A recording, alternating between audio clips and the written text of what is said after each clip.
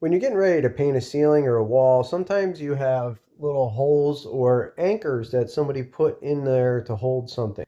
Now, you need to fill these before you go ahead and paint, obviously, because they're going to show up and then your paint job will not look good or professional. So what do? I call your mom and tell her to come over and fix it for me.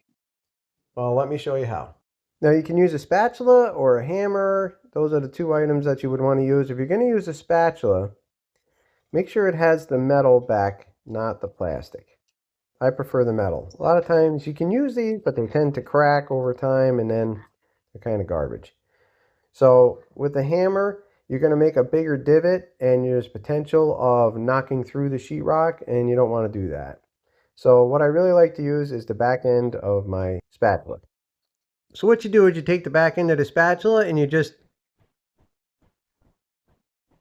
knock that in till you get a little divot.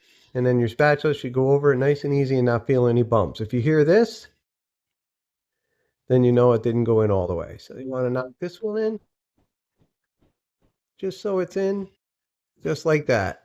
Now you're ready to go ahead and fill it. Now there's many different types of spackle and compound and things like that. It all depends on how much time you have between filling the hole and when you're going to paint. If you want to do it sooner than later, then get yourself some, I call it fluff. It's really smooth and light and it's fluffy.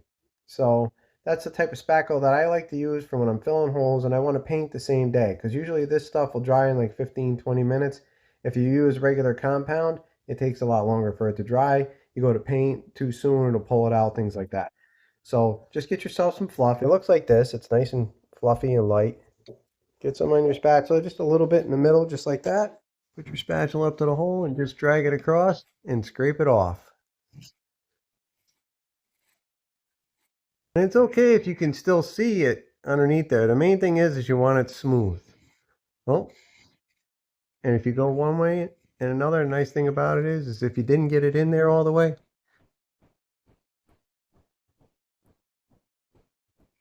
go ahead and knock it right in again.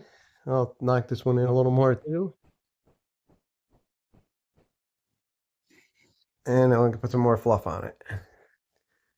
Then we'll just go ahead and put the fluff on there, drag it across and fill it right in. Scrape it right off.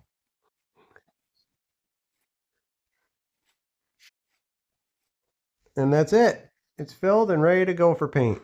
Let it dry 15-20 minutes and you're all set.